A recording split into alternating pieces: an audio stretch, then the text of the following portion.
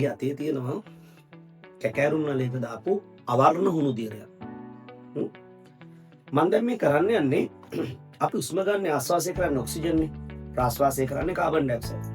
අපේ ප්‍රාශ්වාස වාතය වැඩිපුරම තියෙන්නේ කාබන් ඩයොක්සයිඩ්. එහෙනම් අපි පරීක්ෂණාත්මකව පෙන්වන්න යනවා ප්‍රාශ්වාස වාතයේ කාබන් ඩයොක්සයිඩ් ඇති බව.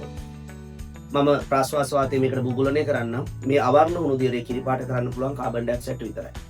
බලමු.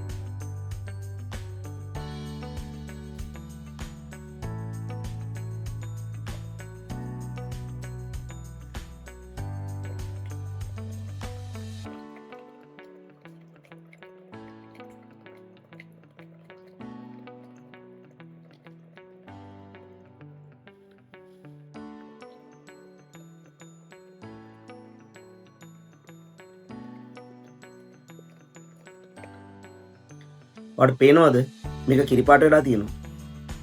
අවර්ණ හුණු දියරය කිරිපාට කරන්න පුළුවන් කාබන් ඩයොක්සයිඩ් විතරයි. එහෙනම් අපේ ප්‍රාශ්වාස වාතයේ කාබන් ඩයොක්සයිඩ් තියෙනවා.